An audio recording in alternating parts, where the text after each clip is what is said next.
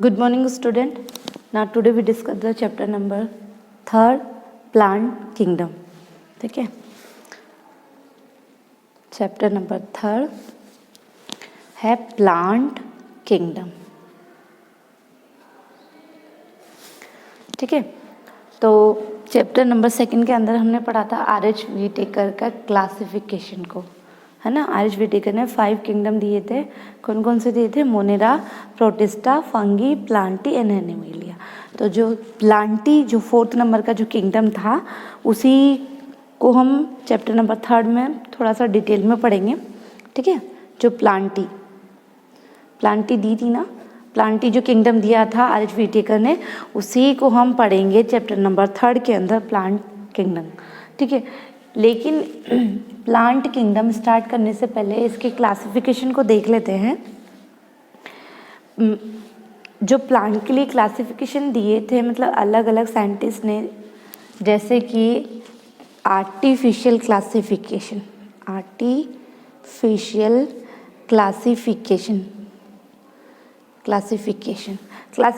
से तो मतलब समझते ही हो आप, है ना. क्लासिफिकेशन से मतलब है कि मतलब डिवाइड करना, है ना. फीचर्स के आधार पर ग्रुप में डिवाइड करना, कैटेगरी बनाना. तो जो आर्टिफिशियल क्लासिफिकेशन था, इसके अंदर क्या था कि एक्सटर्नल फीचर्स के बेस पर, है ना. एक्सटर्नल फीचर्स के बेस पर, जैसे कि मतलब ना प्लांट की हाइट, शेप, है ना, उनके बेसिस पर उनकी कैटेगरी, मतलब उनका क्लासिफिकेशन किया गया. ठीक है, तो ये जो एक्सटर्नल फीचर्स के आधार पर जो क्लासिफिकेशन किया गया, उसे कहते हैं आर्टिफिशियल क्लासिफिकेशन. ठीक है, और ये जो क्लासिफिकेशन था, ये दिया था हमारे कार्ल लिनियस ने.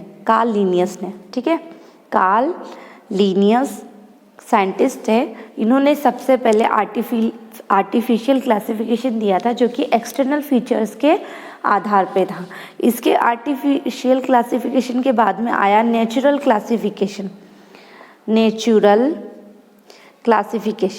ठीक है, अब ये जो नेचुरल क्लासिफिकेशन था, जैसे आर्टिफिशियल क्लासिफिकेशन में तो एक्सटर्नल फीचर्स के बेस पर प्लांट को क्लासिफाई किया था, लेकिन नेचुरल क्लासिफिकेशन के अंदर इंटरनल एंड एक्सटर्नल दोनों ही फीचर्स के बेस पर प्लांट की अलग अलग कैटेगरी बनाई गई, है ना. तो इस क्लासिफिकेशन को कहते हैं, जिसके अंदर हम इंटरनल फीचर्स भी लेंगे एंड एक्सटर्नल फीचर्स भी लेंगे, है ना. दोनों फीचर्स के आधार पर जब क्लासिफिकेशन करेंगे, तो उस क्लासिफिकेशन का जो नाम दिया गया वो था नेचुरल क्लासिफिकेशन. और ये नेचुरल क्लासिफिकेशन दिया था हमारे आर.एच. व्हिटेकर ने. ठीक है, आर.एच. व्हिटेकर के अलावा एक साइंटिस्ट और थे. इनके अलावा एक और साइंटिस्ट थे, मतलब बेंथम एंड हुकर.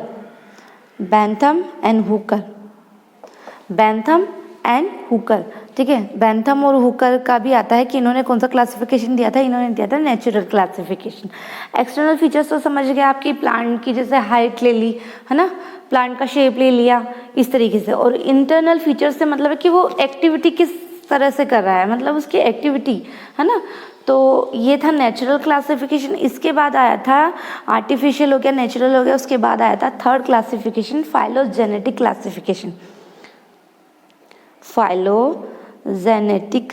क्लासिफिकेशन. ठीक है, ये क्लासिफिकेशन जो था वो बेस था इवोल्यूशनरी रिलेशनशिप पर.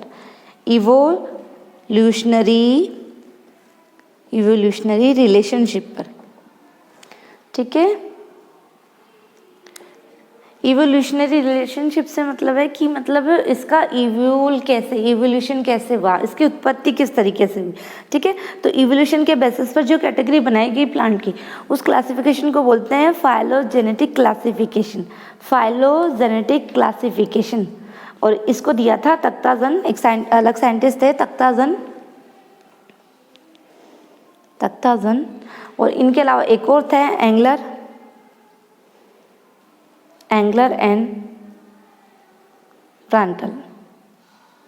ठीक है, तो देखो सबसे पहले भाई देखो, प्लांट किंगडम स्टार्ट करने से पहले कुछ क्लासिफिकेशन थे प्लांट से रिलेटेड.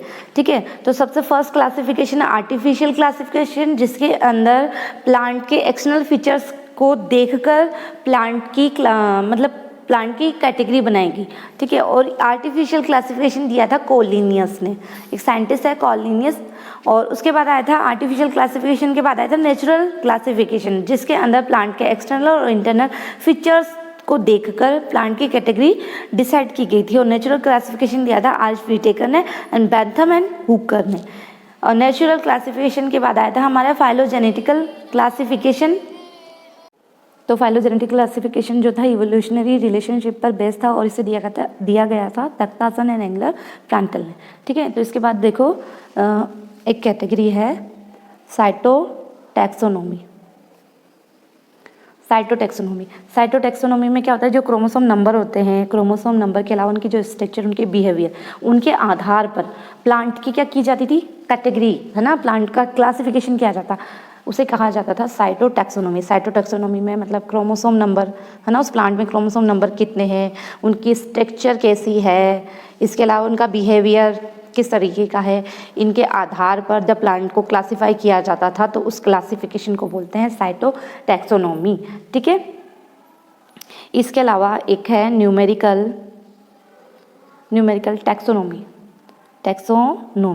न्यूमेरिकल टैक्सोनॉमी में क्या होता है कि मतलब प्लांट से रिलेटेड जो कैरेक्टर हैं उनको नंबर या कोड, मतलब उनको क्या करते थे, नंबर या कोड दिया जाता था, ठीक है। प्लांट के कैरेक्टर को क्या दिया जाता था, नंबर या कोड दिया जाता था, ठीक है। तो ये नंबर और कोड देने के बाद में इनके कैरेक्टर को डाटा के फॉर्म में,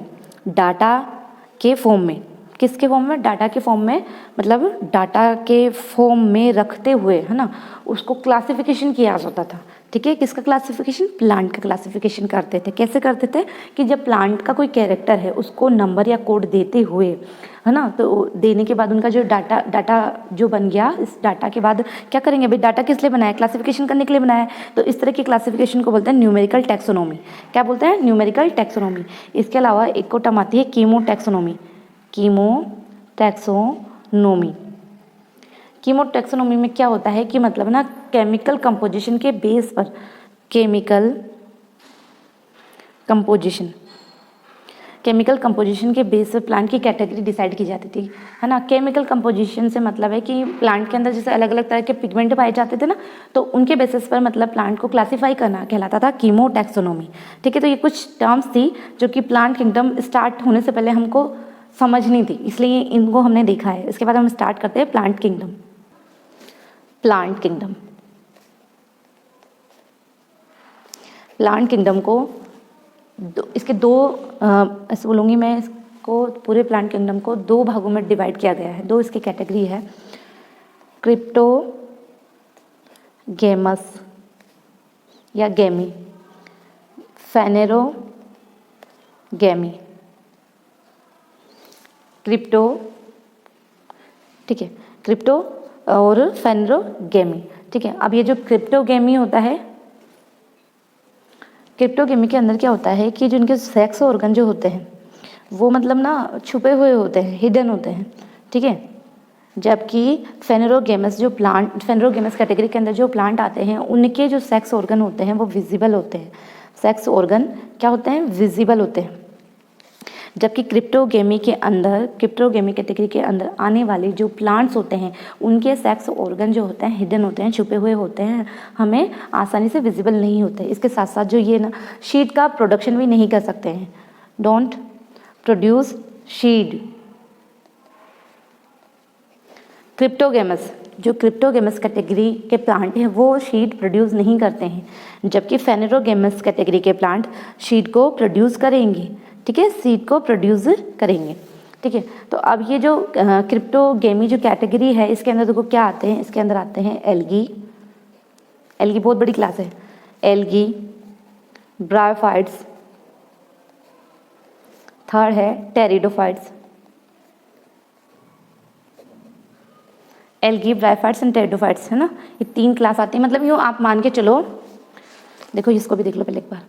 फेनेरोगेम्स इसके अंदर आते हैं जिम्नोस्पर्म, टेंथ में थोड़ा तो पढ़ा होगा आपने, केवल ये आपने फ्लो चार्ट के रूप में देखा होगा। एंजियोस्पर्म है अपना लास्ट, एंजियोस्पर्म, देखो जो पूरी अर्थ पर जितने भी प्लांट है ना, पूरे अर्थ पर जितने भी प्लांट है, उस पूरे प्लांट किंगडम को हमने 5 भागों में डिवाइड किया गया है।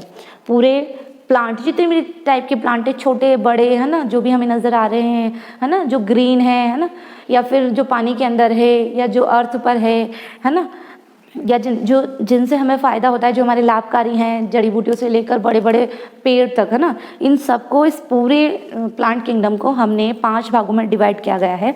फर्स्ट है एल्गी, सेकंड है ब्रायोफाइट्स, थर्ड है टेरिडोफाइट, फिर फोर्थ है जिम्नोस्पर्म एंड फिफ्थ है एंजियोस्पर्म। अगर हम डेवलपिंग का मतलब डेवलप वाले क्रम में देखें तो जो एल्गी है वो सबसे लेस डेवलप है।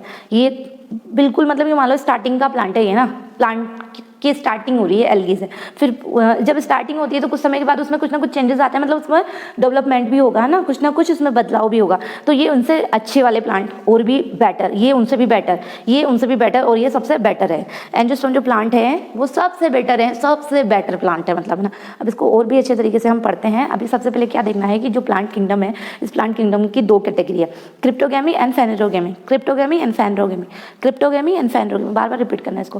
क्रिप्टोगैमी जो है, इसके अंदर जो सेक्स ऑर्गन होते हैं वो होते हैं हिडन, छुपे हुए होते हैं, जबकि इसके सेक्स ऑर्गन जो होते हैं विजिबल होते हैं।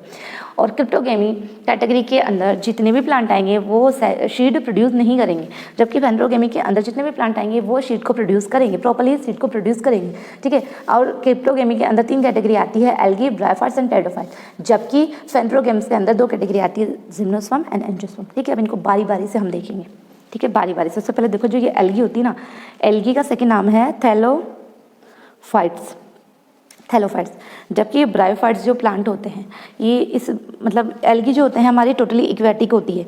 इक्वेटिक से मतलब टोटली पानी के अंदर ही पाई जाएगी, इक्वेटिक बाहर कहीं नहीं मिलेगी, पानी के अलावा कहीं हमारी एल्गी नहीं मिलेगी।